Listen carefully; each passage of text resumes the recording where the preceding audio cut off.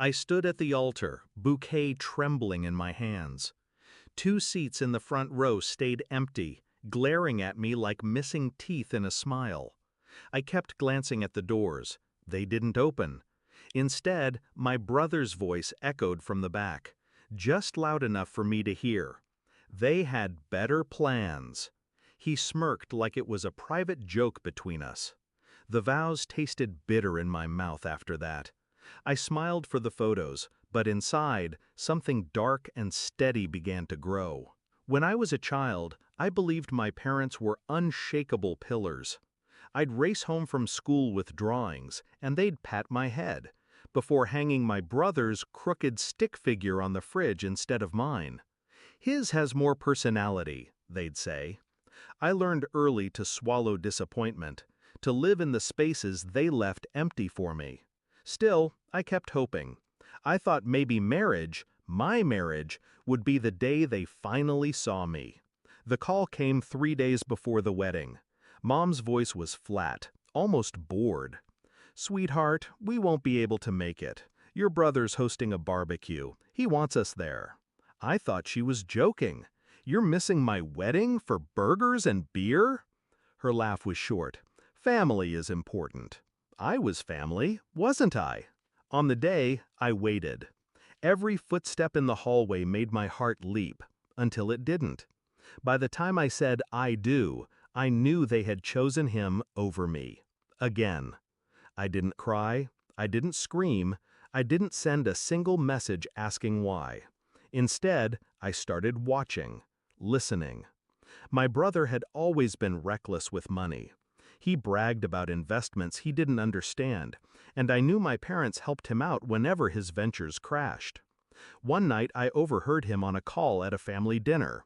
He mentioned something about a property deal, under their names, not his. That was my first clue. I began piecing it together like a puzzle. A joint account in my parents' names, a property deed signed by all 3 of them, loans disguised as gifts. They weren't just enabling him, they were tied to him legally, which meant they were vulnerable. I spent months in the background quietly collecting copies of property records, screenshots of online listings, a discreet meeting with a real estate lawyer. The lawyer confirmed it. My brother's investment was a sinking ship. And because my parents were co-owners, their assets would go down with it if the mortgage defaulted. The plan came together naturally. I didn't need to ruin him. He was already doing that himself. All I had to do was make sure I wasn't in the wreckage when it happened. Step 1, sever every legal tie between us. I had my will rewritten, my name changed on old documents, every financial link erased. Quietly, cleanly. Step 2, make them lean harder on the property. I spread word, subtly, that my husband's company was interested in buying distressed assets for quick cash. I made sure my brother heard. He called 2 weeks later. "You still got those business contacts?" he asked. "Why?" "Just wondering if they'd be interested in a property. Quick sale." I played dumb, promised to ask around. When they sold, it was for far less than they'd paid. The buyer was a shell company, owned by a friend of my husband.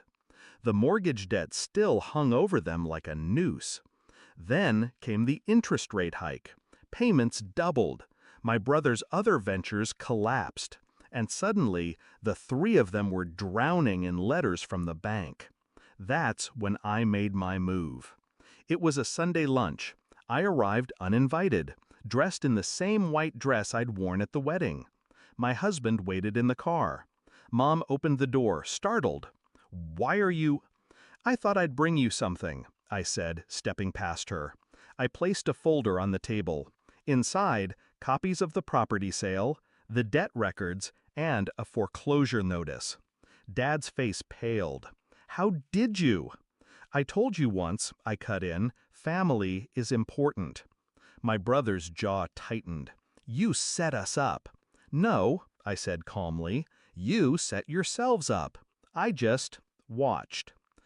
I let the silence stretch until it burned. You missed my wedding, I said finally, for a barbecue. No one spoke. You made your choice. I made mine. I turned to leave, but stopped at the door. Oh, and one more thing. Next time you want to use my name to secure a loan, don't.